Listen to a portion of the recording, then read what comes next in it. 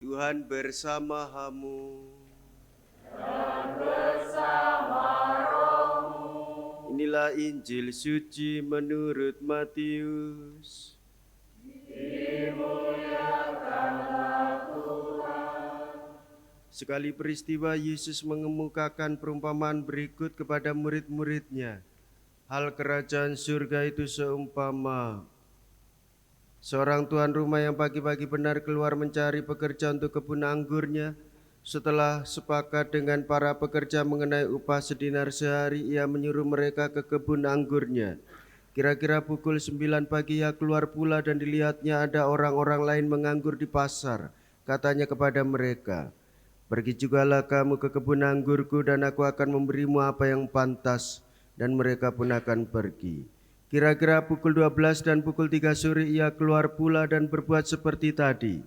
Kira-kira pukul 5 sore ia keluar lagi dan mendapati orang-orang lain pula, lalu katanya kepada mereka, "Mengapa kamu menganggur saja di sini sepanjang hari?" Jawab mereka, "Tidak ada orang yang mengupah kami." Kata orang itu, "Pergi jugalah kamu ke kebun anggurku." Ketika hari sudah malam, berkatalah tuan itu kepada mandornya, "Panggillah sekalian pekerja itu dan bayarlah upahnya, mulai dari yang masuk terakhir sampai kepada yang masuk yang terdahulu." Maka datanglah mereka, mulai yang bekerja kira-kira pukul 5 sore, dan mereka masing-masing menerima 1 dinar. Kemudian datanglah mereka yang masuk terdahulu. Mereka mengira akan mendapatkan lebih besar, tetapi mereka pun menerima masing-masing 1 dinar juga. Ketika menerimanya, mereka bersungut-sungut kepada tuan itu, katanya, "Mereka yang masuk paling akhir ini hanya bekerja 1 jam, dan engkau menyamakan mereka dengan kami, yang sehari suntuk bekerja berat dan menanggung panas terik matahari." Tetapi tuan itu menjawab salah seorang dari mereka, "Saudara, aku tidak berlaku tidak adil terhadapmu. Bukankah kita telah sepakat 1 dinar sehari? Ambillah bagianmu dan pergilah. Aku mau memberikan kepada orang yang masuk terakhir ini sama seperti kepadamu. Tidakkah aku bebas mempergunakan milikku menurut kehendak hatiku, atau iri hatikah engkau karena aku murah hati?" Demikianlah orang yang terakhir akan menjadi yang terdahulu, dan yang terdahulu menjadi yang terakhir. Demikianlah sabda Tuhan.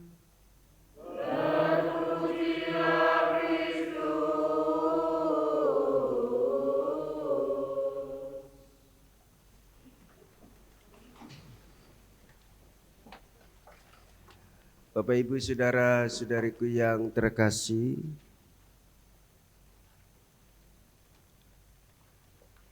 mendengarkan Injil pada hari ini, kita diajak oleh gereja untuk mendengarkan sabda Tuhan. Yesus mengajar dalam perumpamaan, dan ini sangat mengena dalam kehidupan sehari-hari, tidak jauh dari kehidupan kita sehari-hari, tetapi kita mengalami semua. Orang bekerja pertama-tama untuk apa? Pertama-tama dia sebagai persembahan diri kepada Tuhan. Orang yang tidak bekerja, dia pasti akan kemerungsung. Wong Jawa ngarani kemerungsung. Kalau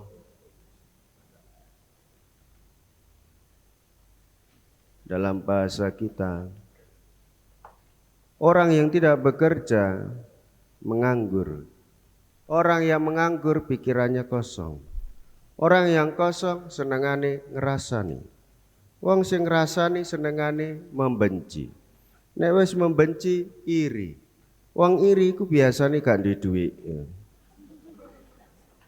Ngrasani. Bojone tangga ganteng iri. Bojone tangga kuwi duwe bojo maneh iri. Lha apa iri, wong Katolik gak oleh kok. Tapi aku pengen lah, masalahnya kuwi Katolik. Imanmu menegaskan 1 cukup untuk selamanya. Orang bekerja pertama-tama untuk mewujudkan iman persembahan kepada Tuhan. Itu yang pertama. Yang kedua, membantu menolong orang lain. Yang ketiga, mencukupi kebutuhan hidup keluarga. Jadi kalau ada orang berkeluarga tidak ikut serta untuk kesejahteraan hidup keluarga, istri meninggalkan suami karena sudah merasa uangnya banyak. Suami saya nggak kerja, ngapain tinggal? Nah ini keluarga yang perlu mendapatkan kehangatan, sapaan dari seksi keluarga. Demikian juga sebaliknya, suami bekerja, jangan disembunyikan hasil kerjanya, upahnya. Beritahukan kepada istri, percayakan semuanya. Waduh Romo, bahaya, bojoku seneng belonjo. Sudah mulai. Persembahkan kepada Tuhan, percaya pada istri. Istri melo arisan, duit dintekno, percaya saja. Karena cintanya dari Tuhan diwujudkan kepada istri. Istri mengkhianati, ya sudah tetap sembayang. Ngapa kok kue rajin? Ya karena saya ingin dekat dengan Tuhan. Lah kenapa saya ditinggal istri? Kamu bagaimana? Ikhlas Romo. Wong Katolik ngono kuwi. Ditinggal ora loro ati. Baru yang keempat, orang bekerja untuk keluhuran martabat dirinya. Sangat bahagia orang yang bekerja. Happy. Tapi kalau ada orang bekerja, aduh Romo capek Romo. Aduh.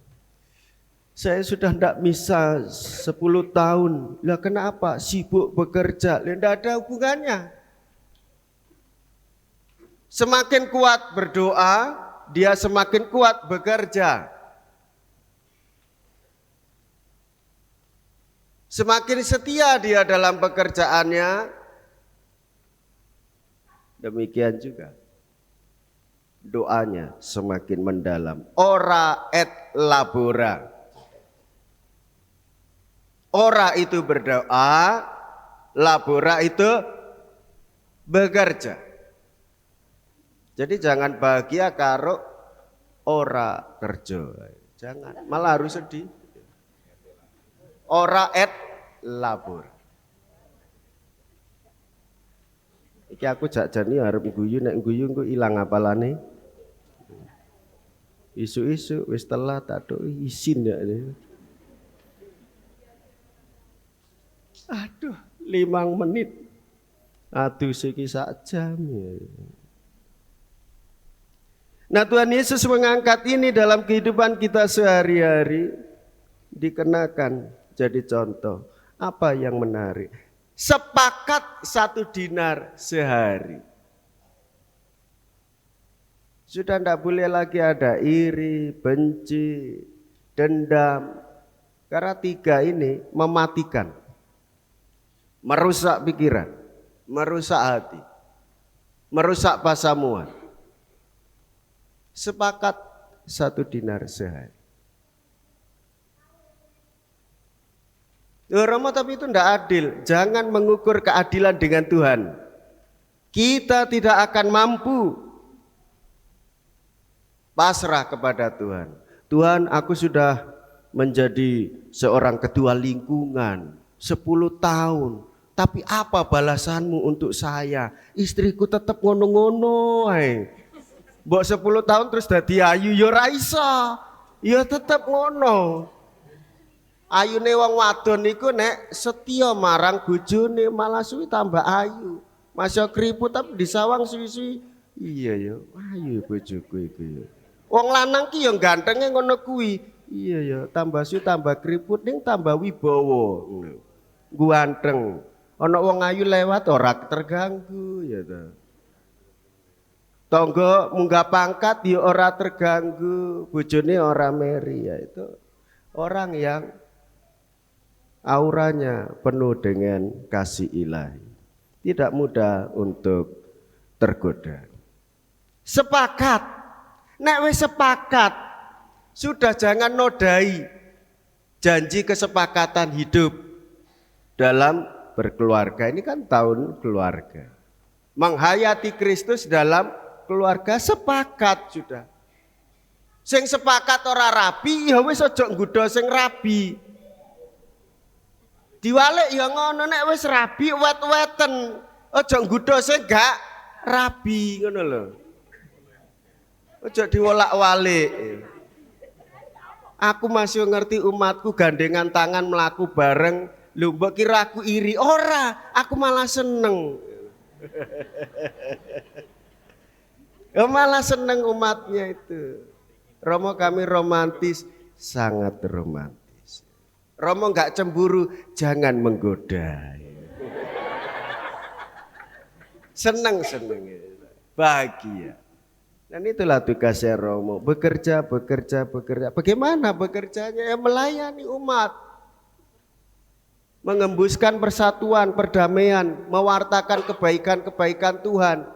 Itu tugasnya imam. Demikian juga tugasnya umat. Mendamaikan, mempersatukan, jangan memperkeruh suasana. Romo wong iku lho wis menjabat kawit zaman dhisik, anakku sik bayek nganti wis rabi, sik tetep dadi pengurus ae Romo. Piye menurut Romo? Jangan mencobai. Romo ya bingung arep negur kok dek iki gak ngerti ya. Mbok sadar posisi po orek ya. Ana sing liyane lho ganti ya. Aku gak nyinggung lho ya. Aku sih anyar, tapi gak ngerti. Saudara-saudariku yang terkasih, sepakat 1 dinar sehari. Maka kalau kita menyadari sebagai orang Katolik sudah sepakat untuk mengikuti jalan Tuhan, penderitaan jangan dihindari, tetapi ditempuh dengan penuh sukacita. Misa, meskipun toh aduh Romo ni telat rek.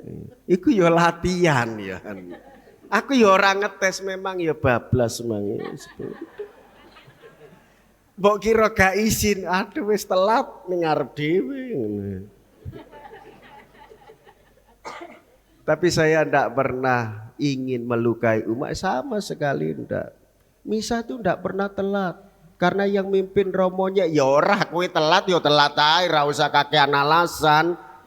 Sepakat sedinar sehari misalnya jam 6.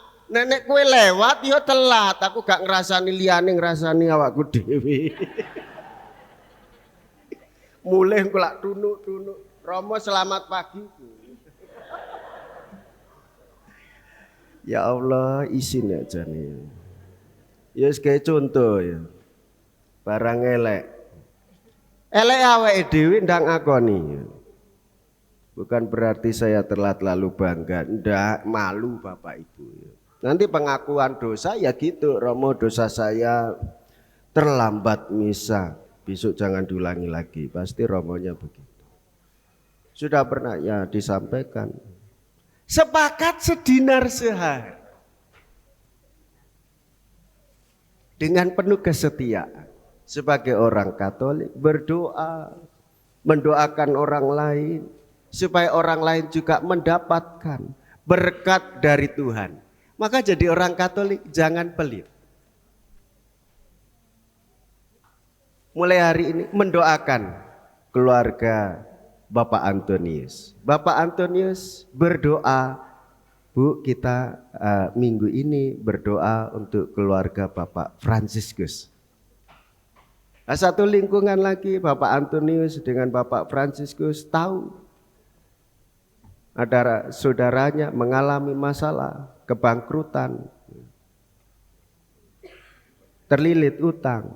Bapak Antonius, Bapak Fransiskus mendoakan keluarga. Dalam satu minggu itu akan saling menguatkan. Nah saudara-saudara, berbahagialah kita sebagai orang Katolik.